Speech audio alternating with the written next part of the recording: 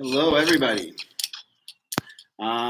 This is officially my first YouTube live, so I don't know if there's a way to see your comments or anything, but I hope you can hear me and I hope you can see me. I'm seeing a little audio meter, so that's a good sign. I guess I'll type something in here. Can everybody see me? Hear me? All right. Great. I'm sorry I don't have a fancier camera. Hopefully this will work as my first YouTube live and just in an effort to get you some valuable content. All right, awesome. Hello, Turkey, loud and clear. Yeah, everyone can hear. Beautiful. So what we're doing, and feel free to ask me questions here. I have one person helping me sort of keep track of it and text it to my phone. So if I miss anything, maybe just send it up twice in that chain there. And I don't know if you all saw the YouTube video that I released this morning, but it was really talking about how if you divide your landing into 5 phases, that you can really be granular about where you're doing well, where you're not. And you can use different exercises with your instructor or on your own to correct problems that might occur at different phases. So that's kind of what we're going to talk about here. Hello, Miami.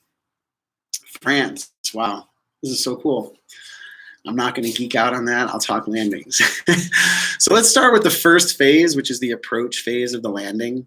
And this is really about airspeed control and positioning. So a couple thoughts straight away. If you are not controlling your airspeed, or if you're a CFI and your student is not controlling his or her airspeed, there's no point in going any further. Practice a go-around. Go-arounds on the ACS. A go-around is a critical maneuver. And I used to have some colleagues that would teach go-arounds as kind of the default, right? Like I'm approaching a runway, I'll execute a go-around unless everything looks perfect, and in that case, I might try to land the plane. So for me in the Cessna 172 when we're flying, and let's imagine we're doing right traffic for the purposes of this little landing clinic here, but positioning is important. So I tell my students to position the runway about halfway up the strut if it's on their, if they're on the same side. So if you're going, this way, it would be halfway up the strut. And if you're on the opposite side of the airplane as the runway is in real life, put it 2/3 up the strut. And the idea is that you want to be the proper distance away from the runway. And let's just talk about, for the purposes to start here, that we're in a vacuum. There's no wind. We can talk about wind. You can ask questions like here about gusty wind landings, flaps and stuff like that. Well, let's get to that, but let me just build up to it first. Whenever possible, I do power off approaches for basically 3 reasons. One is that you're always in a position to glide, or it will teach you to always be in a position to glide to the runway.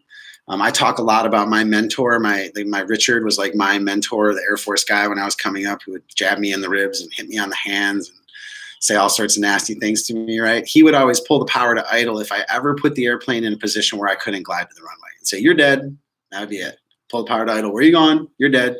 So it just kind of grilled in me that whenever possible in a light airplane, I'm going to try to keep myself in a position where I can glide to the runway. The other thing it does is it removes a variable. Whether you know it or not, you're not setting the power the same place every time. You think you are, but I can tell you from the right seat, as someone who's not overloaded and saturated, you're not. Maybe the first time it's 1750, and the next time it's 1650, and then you get 1700, and then you get 1500, right? No one's really looking at it, and in a fixed pitch propeller airplane, as you slow down from the power reduction, whatever you had there a second ago is going to change. So unless you're extraordinarily diligent about setting it, it's not going to be the same. And so if you go power to idle at the abeam position, you completely remove that variable, and you'll start to see more consistency in your approaches. Whenever people, go around one time and say, "Oh man, that time I was too high, and the next time I was too low, and what the heck happened? I don't understand." It's usually because they're setting the power at a different place every time. All right, so then you come out to that 45 position and you turn onto the base leg. This is the key position. This is the key position in your approach because it allows you to make choices based on the geometry. For example, you can turn early if you're low. You can continue to extend the base if you're high, or you can turn in at exactly the right time if you nailed it in terms of, the power setting, the airspeed, and the positioning. So it's the key position because it has all those options for you, mostly in the geometry of that approach. Okay, and then you're progressively slowing down and going down. And I'm getting attacked by flies. Okay, so you're progressively going down and slowing down, which is really the challenge, right? And in a 172, we've got 85 on a down line. We had some flaps, we've got 75. And then as we turn on to final, it's 65 knots. If you can do all of that, that wraps up the approach phase, right? If you can control your airspeed, if you can slow down and go down, if you can keep the airplane in a position to glide to the runway whenever possible, if you can use ground reference maneuver to keep the maneuvers, or ground reference awareness rather, to keep the airplane over the point on Earth that you want it to be so that you can work the geometry of that approach, the approach phase is done. So let's call phase 1 of a landing complete. Now, phase 2 of the landing is the round out. When do you round out? So let me just actually peruse questions here. When I say power off approaches, yes, I literally mean power to idle. Yeah. So whenever possible, that's what I do. Like if I'm by myself it's an evening and I'm sitting at the airport and I'm flying patterns and no one else is out there and I don't have to extend to follow anybody or whatever.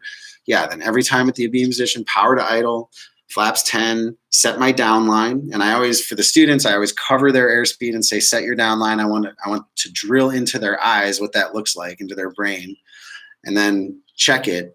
Usually when I cover the airspeed, they come closer to 85 than if I leave it there, ironically. And then you turn the corner for the base, 75 with maybe 20 flaps. And then as you turn final, 30 flaps, 65. Yeah, Danielson. Where is Danielson? The flies in Palm Springs are aggressive. Let's see. All right, so I don't think I'm missing anything crazy. Corey, you got my back here, so let me check. Let's see. By the way, thank you, Corey, for getting my back here. So from Brandon, he says, on gusty landings, why land with less flaps and more speed? Can we save that for the flare? Let's save that for the flare. Why not just land full flaps and more speed? Short answer is there's not much of a difference apart from the gust factor. So, and there's a little bit of, when you side slip the airplane, you have a little bit more surface area, but I think if it's not too gusty, then, if there's a lot of gust, it's going to catch the form of the airplane and create a lot of problems for you. But if it's not particularly gusty, a crosswind, when people say, oh, I don't want to land with full flaps in a crosswind, it's like, if it's a steady crosswind, it's not too different.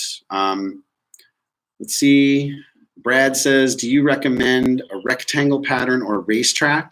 Rectangle for sure. Based on, you remember what I was saying about the geometry of that approach? Consider, and this is true in engine failures as well, whether they're simulated or you really want to land the airplane in a small park or something.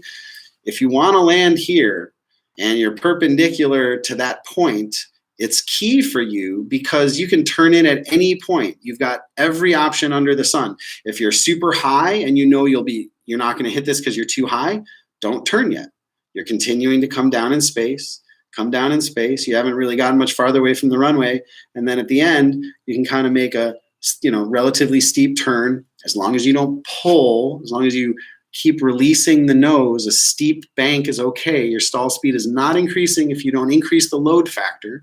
So make sure when you go into that bank, you let the nose come down, but presumably in this circumstance, you're extra high. So that should be fine. Letting the nose come down kills that altitude, holds the speed, and then you can fine tune it with a forward slip at the end. The other option is you're too low. In that case, turn directly toward it and cut the corner. So it's important to have that perpendicular positioning to the runway. And they do call it the key position if you look at FAA textbooks and stuff, but they don't ever say why is the key position. And I think that's why. All right, did we get through all those? I think we got through all those. All right, good deal. Yeah, so Stan, I get that. The Class C airport, Stan's question is, at our Class C airport, downwind legs would be too long to do power to idle. That's typically true because of the other traffic, right? At Class C airports, there's sometimes jets coming in. There's lots of other airplanes for that kind of thing a lot, but they're pretty extraordinary. Oakland controllers are some of the best I've ever encountered. I don't know why, but they're just talented up there. And back of it, sometimes it's not. You got a citation on a 4-mile final, unable short approach, extend your number 2, report traffic in sight. Okay, we just blew that opportunity. Next time around, 2360 Papa, no observed traffic on final, short approach approved, clear touch and go, runway 28 right. So tower can work with you a little bit. It's not the best use of my students' money sometimes. So often, especially in the early phases, we'll go out to maybe a non-towered airport where I know there's not a lot of people. All right, I'll try to keep track of what's coming in here in my phone. Okay. And we do need to talk about now the round out. So here you are on approach. You're headed toward this runway. See what you guys can see, right? And the first is emanating outward from that one point. It's hard at first to figure out what that point is. And that's why, like, if you watch the work I'm doing with Rob in the latest YouTube video, or some of the raw videos that went up to Patreon. So like I edited out for YouTube, but those raw lessons, I think, are all on Patreon. And I think Rob and I get into some good conversations about aiming point. We don't set it. It's too early in the game for him to set it. So I'll just ask him. We'll be there on final, powers to idle, we're gliding, and I'll say, what's the aiming point, Rob? What do you see? You know, which stripe isn't moving? Where's the point that's not emanating? And once he figures it out, I'll use a dry erase marker sometimes and circle it on the window so that it really hammers the point home, and you can get rid of that with your finger or a paper towel or something. And just learn to see the aiming point. That's first. Once you can see the aiming point, somewhere down the line, you're going to work on setting it. You know, like if you want to do the Trent Palmer landings or whatever, where you're landing really short, you have to set the aiming point, and you have to be intentional about it. Control your airspeed, set the aiming point, and land. But in the beginning, you just want to learn how to see it. All right, so here you are. When is it time to round out? Let's assume airspeed's on target. In this case, we're gliding in at 65. We've got our aiming point. When some other point, 100 feet in front of your aiming point, begins to disappear under the cowling, it's approximately time to transition your eyes to the end of the runway and begin to round out. This is approximately 1 wingspan off the ground. There's more about that in a product called the Jacobson Flare. It's kind of a scientific method for flaring. I don't do all of what they recommend there, but there are some really, really good points, and one of which is that point 100 feet in front of the point you're aiming for begins to disappear. You transition your eyes and begin to round out. If your airspeed is on target, we're in a vacuum here, so forget wind, and you do that, you round out at the right time when that aiming point disappears under the cowling. I mean, when the point 100 feet in front of the aiming point starts to disappear under the cowling, the only thing that might cause errors in the round out is pulling too hard or pulling too fast. Okay, and so you've really gotten rid of a lot of variables here. You've gotten rid of all the things that could cause you to balloon, and that's really what, there's basically, 3 things, I guess, 4 things that can happen as errors in a round out. One is you do it too late and you hit the nose wheel. That's not a good thing. The other is you pull too hard or too fast and the airplane begins to balloon. Now again, I'm assuming airspeed's on target, and the airspeed and the airplane begins to balloon. And then if it does balloon, there's basically 2 things that are going to happen. If it's an extreme, well, maybe 3 things. If it's an extreme balloon, I say go around. Right? If it's getting dangerous, because the minute you balloon and put the angle of attack up again without that power, you're just dissipating energy, and you don't want to be going up in the atmosphere as that energy is dissipating, because you're just getting further away from the ground, and what comes next is going to be ugly. Can I borrow a fly swatter? Anyway, or you balloon and it's not extreme, but you are going up again. And in this case, you want to release the back pressure just a little bit. I'm not going to say push forward. You don't ever push forward when you're that close to the ground. Just release the back pressure. Hopefully at this point, you're learning on your peripheral vision how high you're supposed to be, and you can release the back pressure, stop the climb. And then as the airplane begins to sink again, you can start another pull, keeping in mind that the second pull is going to be a little harder and a little more, because now there's less energy in the wings and there's less air flowing over the tail. So you're going to have to use more elevator to get that. I think I won that battle. Maybe not. All right. That's why they call this live. All right, so you release the back pressure just a little bit, stop the balloon, and as the airplane sinks, you pull again just a little bit harder, a little bit more, and you kind of wring the last bit of energy out of the main wings. All right, the next thing that can happen is somewhere in the middle. you balloon, but you're so high that you don't think just pulling the energy out is going to be enough. And what you do is add a little bit of power so that you kind of cushion yourself back down. You're kind of flying minimum controllable airspeed back to the runway. Usually people use too much power, a little power, 200, 300 RPM in a light airplane with 2 people should be plenty. Now, I said using peripheral vision to know when you're high enough. So here's an exercise that I recommend for developing that, and it's really just high-speed soft field takeoffs, right? So do a high-speed taxi with the nose wheel off the ground, and this practice would look like asking, I would go to a towered airport because you want them to watch your back. You don't want to be at a non-towered airport when you're going down the runway with your nose up in the air. You want to be at a towered airport, ask them for a high-speed taxi. You're not going to take off. You're going to go the length of the runway and then taxi back. And if you're the instructor, keep in mind you're looking at those white numbers on black signs. If you're at the right airport, those are telling you how much distance is remaining in front of you. It's your responsibility to keep track of that. It's also your responsibility to keep the airplane on the runway. But what you, the student or the pilot, is learning is when you can't see over the nose, when the nose is so high that you can't see over it, the only place for you to look is over here, forward, kind of sideways through the forward window. I call it the Lindbergh reference, right? But I would look through there. You can see everything. You can see yaw, roll, you can see pitch, and you can see the runway edge. So you know if you're getting closer or going away from it. If you do those high-speed taxis, you're really burning into your subconscious how high you should be off the ground when the wheels are down. It will help you with the flare, and it will help you with that round out, whether or not you're ballooning. You'll be able to see instantly if you're looking there that you're going up or that you're not, or that you're sinking again and it's time to pull. That's the place you get your data. I used to call it the golden reference. I now call it the Lindbergh reference. Whatever it is, sideways where the dash is cut out, right through there when you can't see over the nose is where you need to be looking. That brings us to the touchdown. All right, so the touchdown 9 times out of 10 will feel weird if it's sideways. It's always side loading that makes the touchdown feel weird. You could, if you're aligned with the runway, you can drop that airplane in from 2 feet or so, and the spring steel is gonna, it'll feel hard, but it won't feel as bad as setting it in from 3 inches not aligned. That's a weird feeling, all that side loading and stuff. So consider that for the touchdown, you want to be able to align with the runway and you want to be over the center line. So the longitudinal axis of the airplane is aligned with and over the center line while you're protecting the nose wheel of the aircraft, right? And that's a perfect touchdown. For alignment, I think, again, it's really just about looking where you need to be looking and figuring out references in the aircraft that work for you. For example, when I fly a Cirrus SR-22 from the pilot's seat, it looks like the center line is going directly through the oil door hinge. When I sit in the right seat in a Cirrus SR-22, it looks like the center line is going through the left-hand side of the MFD, that little, the border of the MFD.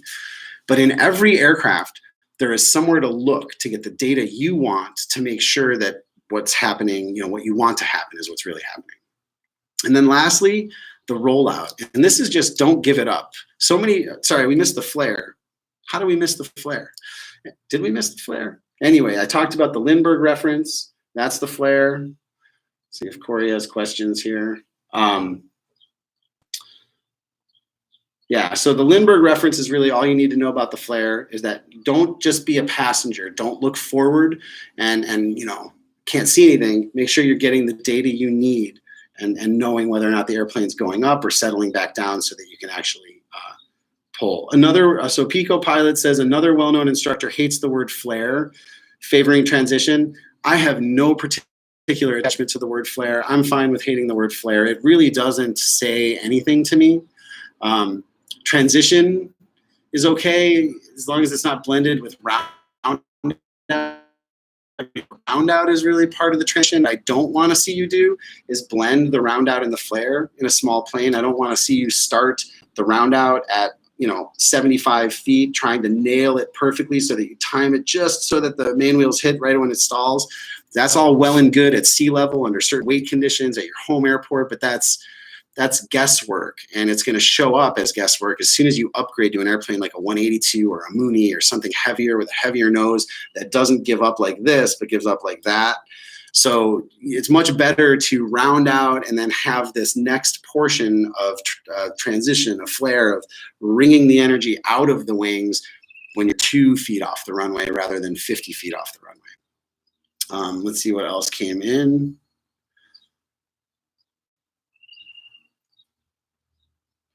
Let's see.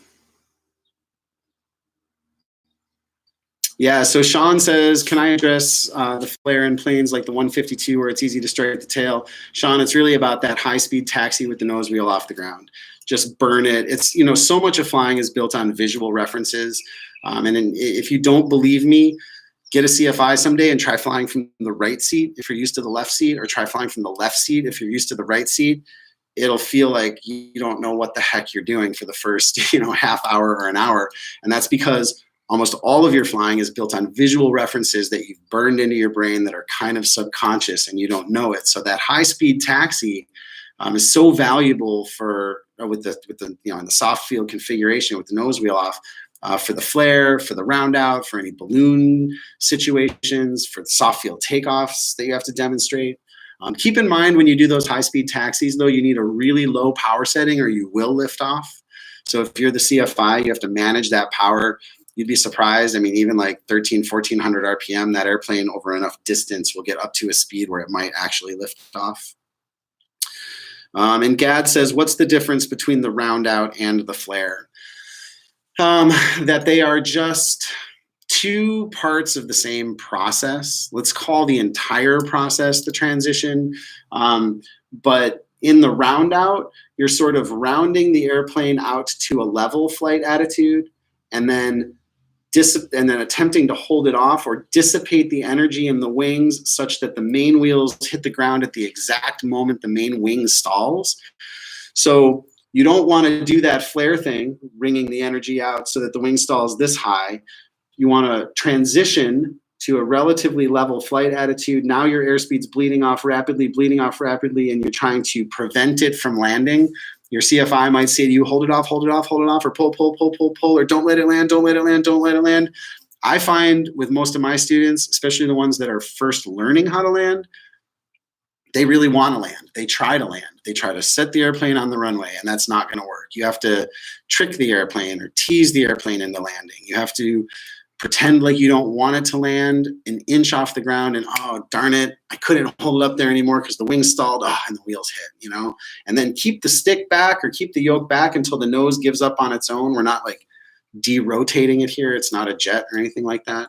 So I get why you asked that question. It's a little bit of a subtle distinction, but it's an important one. Someone's asking about 6 seconds. So Edwin says, during the round out, can we think in terms of waiting approximately 6 seconds for speed to decrease before starting the flare? I don't really time it, but I'll revert back to the Jacobson Flare that I mentioned. He claims that he's an airline pilot, and he claims to have averaged out flare times over 35,000 flares, multiple aircraft, and 4 seconds is what he says from the point at which that spot 100 feet in front of your aiming point disappears. You transition your eyes to the end of the runway, and it should take approximately heavy jets, which don't really flare the way we're talking about it. So if you're landing an airliner, you're essentially transitioning to a nose high attitude and flying the airplane onto the ground. And then when you hit, the spoilers come up and lift gets decreased. Light airplanes are different. Like a Mooney, for example, it's very important that you tease the energy out of that wing, and it's so low to the ground, and it's such a critical airfoil with laminar airflow that twice in my career I've known people. One of them was fatal just recently at Palo Alto, where a Mooney pilot literally couldn't get the machine to stop and either just soar the end of the runway, a foot off the ground, or attempted a late go around and hit the trees. So again, based on those accidents, I don't want to go off the rails here, but when there's an accident, we as an industry look at procedures to prevent that from happening. The procedure would be pick a midpoint on the runway. If your wheels aren't down at the middle point of a long runway, of a short runway, then just go around and try again. And By the way, I do have an iBook that covers all of the standard procedures I teach. It's called Setting the Standard, where it takes like Part 135 operations, those SOPs, and distills them down for general aviation pilots. So check that out. Let me see what else we got here. Is it smart to always use the numbers as an aiming point? Boy, you just flared up my inner Richard. Not necessarily, right? So Richard always used to say to me when we're on, we'd be at Oakland and it's a 5,000 foot runway and we'd be on the VASI and he'd say, I don't want you on the VASI. You could land on this runway 3 times over. Why do you think I want you 2 miles out, low and slow, dragging it in with flaps? If I did that, he would pull the power to idle and say, where are you going now? You're dead. So that VASI at a 5,000 foot runway is designed for a jet to hit the touchdown zone, which is 1,500 feet beyond the beginning of the runway.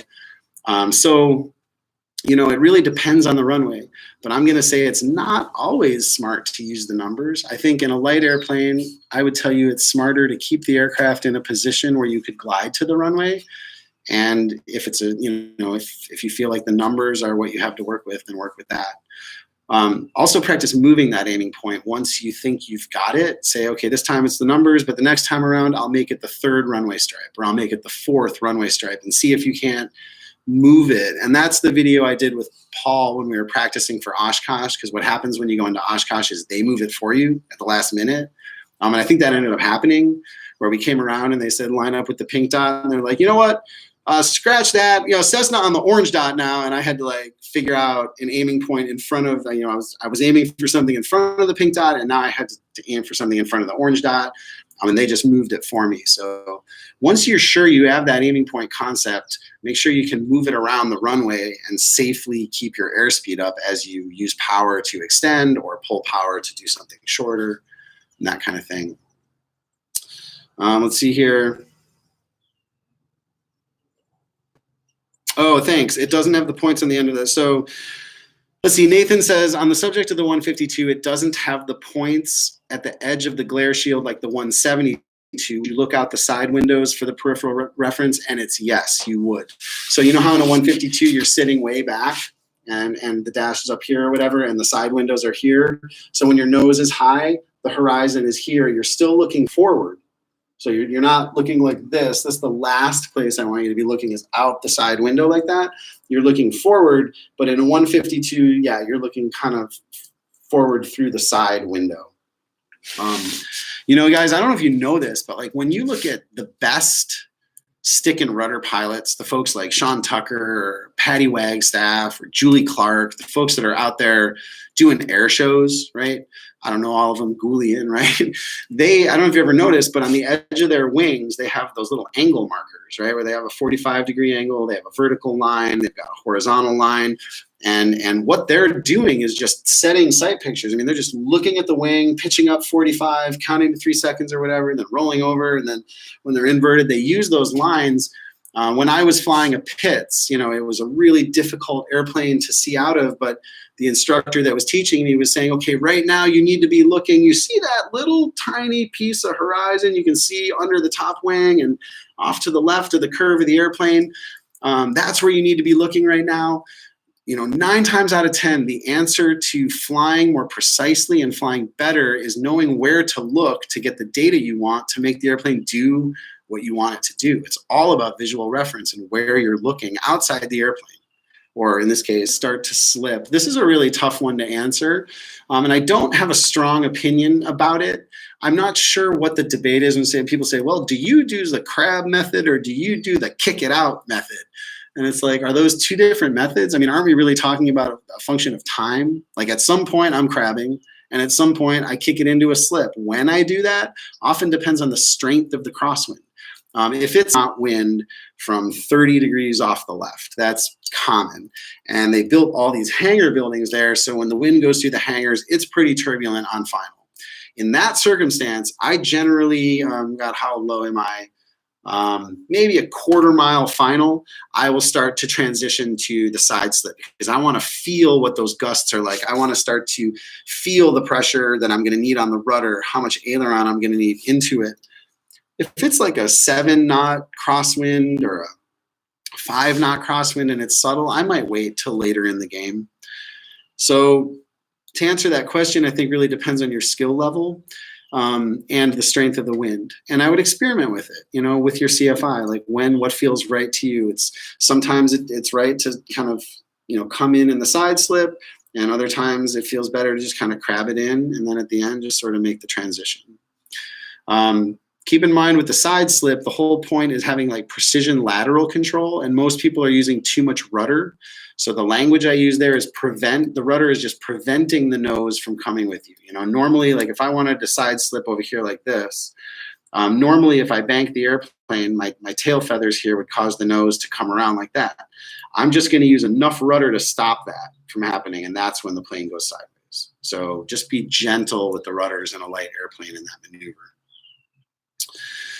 All right, so your guitar one says, when crossing over the numbers, should I be pulling out power and going completely to idle? How do you deal with light crosswinds that are intermittent? I keep landing side loaded, and my CFI tells me I can't solo until I land without side load. That's good.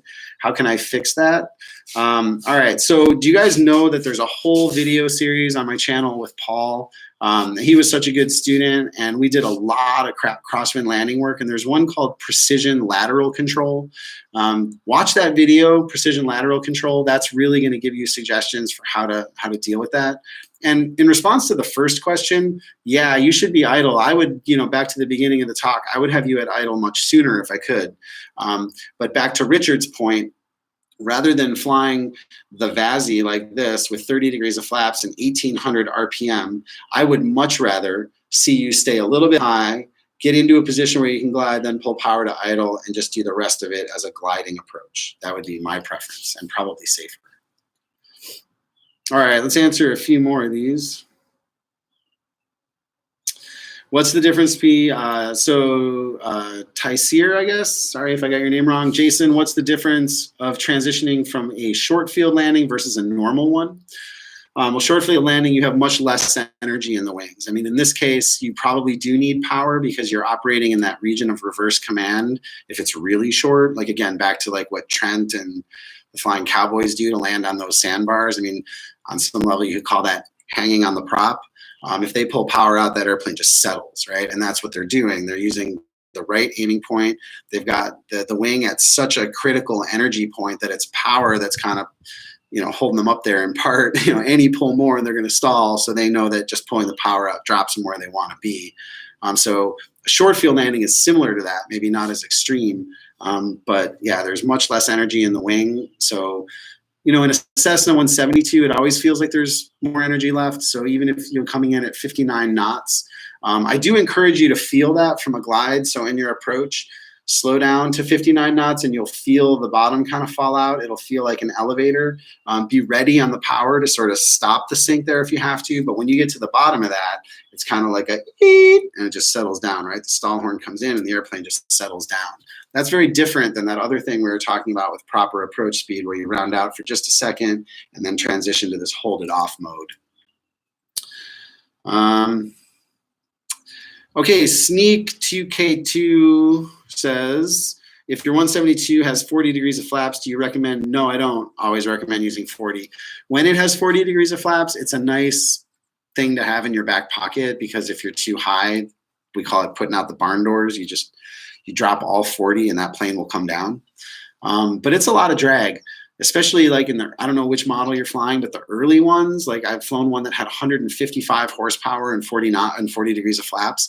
That's a pretty underpowered airplane, and that's a lot of flaps. So you just have to be careful, because once you bring that nose up for the round out, those flaps will slow you down quickly and the airplane will start to sink and a lot will be happening rapidly. In order to drop altitude, or can you stall? Well, of course you can stall, but boy, you'd have to really mess it up. I mean, you're coming in. Let's imagine. Let's use a no flap landing. You're approaching the runway at 70 knots, maybe. You can't really stall in a forward slip if you maintain anything like 70 knots in the wings. So, you know, you might want to take the airplane up to altitude with your instructor and just feel the envelope. Just see where that really is. Go up to 5,000 feet, pull the power to idle, and do your forward slip. So you're forward slipping, and then say, oh, geez, I dropped a pencil in the back seat. I'm going to look behind me by accident, and I'm going to pull. And the nose of the airplane will come up and come up and come up and come up. And really, you don't even have to take it to the stall. stall spin really if you don't let go of the rudder, but you'll get the point. Boy, that nose would have to come up quite far, and there would be time, and the slipstream would slow down, and the stall horn would go on, and all sorts of things would happen. You'd have to be sleeping at the wheel to accidentally do that. One thing that's interesting to note, there's a DPE in our area. His name's John. One time I was on a phone with him, and he said, how do you teach those things? He's like, because I keep seeing kids do this to me when they're going more than 90 knots. You know, they'll be coming in 95 knots, and I'll see them just push the rudder to the floor. And I'll be honest, there have been times where I'm in cruise flight in my career, and I'm trying to show people what the rudder does, and I'll push on it hard. But John has a safety issue there. And so, there's issues with maneuvering speed, that it only protects you for one complete control input. And so you want to be careful that you're not above whatever the maneuvering speed is for your airplane, and that you're not doing multiple inputs like that.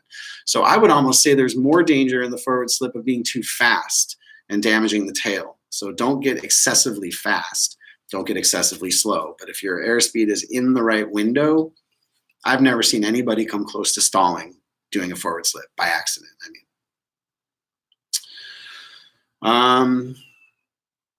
Anthony, thank you. That's nice to hear.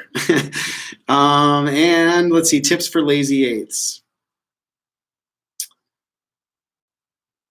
Oh, sweet. You guys are going over this in a future live reference video with JP, Pilot Guy 5. Sweet. I'd love to be on that, by the way. But yeah, everything I told JP in the Lazy 8 video is my tips for Lazy 8s.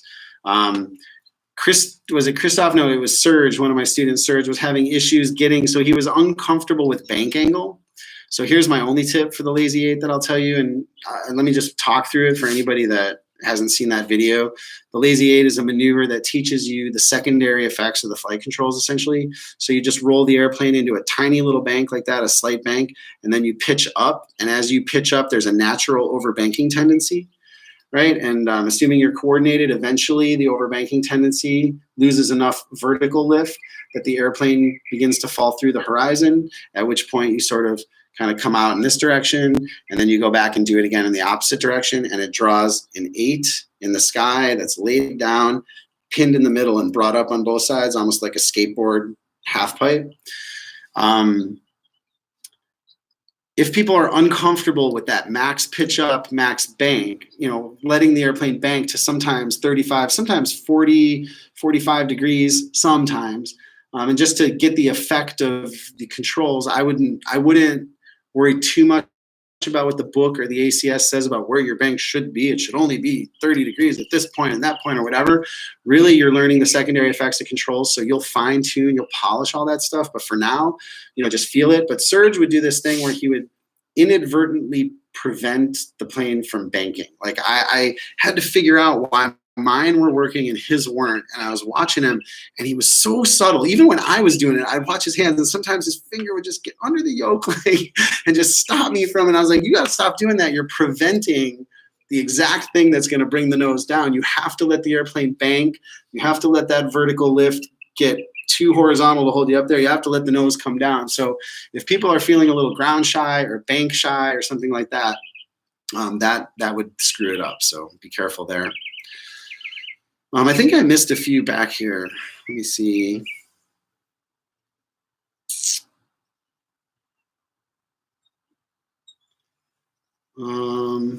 Thanks, Russ. Yeah, that's, I'm channeling my inner Richard there. I was fortunate.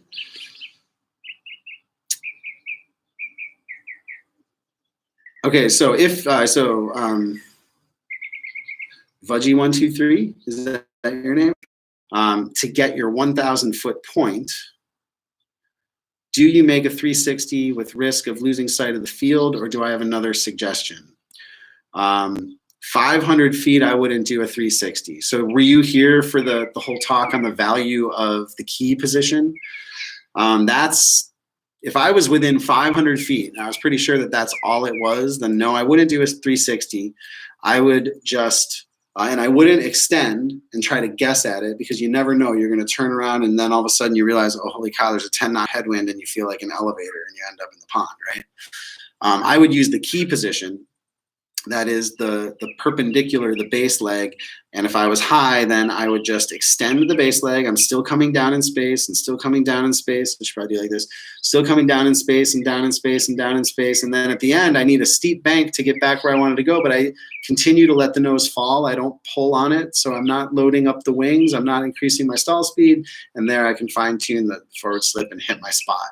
If it's within 500 feet, that approach geometry is going to be a lot more valuable to you than a 360.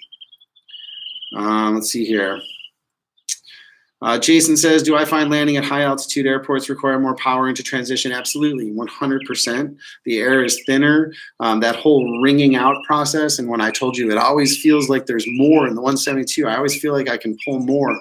You're not going to experience that at a high density altitude. It's going to feel more like that short field landing we were talking about with Trent and the guys, where power comes out and the airplane drops, right? The airplane settles.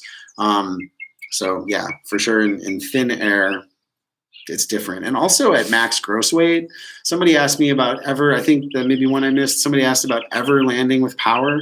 Yeah, when the airplane's loaded to max gross, it's totally different than when I'm out there with Paul and I and nobody in the back, half tanks and nothing in the baggage compartment.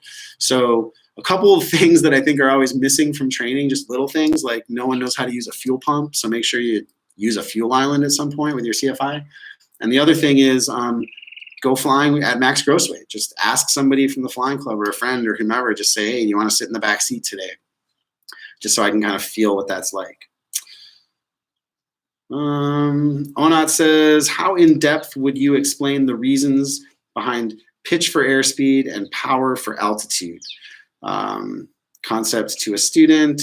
Would you pull out diagrams from the PHAC, talk power curve and induced drag? Yeah, absolutely, I would do that. So following that military approach to flight training, you have to understand what we're going to work on intellectually first, and you have to do that when the processor is desaturated, when you're not working hard to keep up. So, you know, at home or with your CFI. And then I would definitely go out and teach that in a couple different ways. One is what minimum controllable airspeed and stall exercises. So I know there's a lot of talk in today's world about on the ACS about never hearing the stall horn. So like the examiner doesn't want to hear the stall horn. So we do slow flight at 65 knots now, and that's all well and good. And that's when we demonstrate the maneuver. We're going to remember that.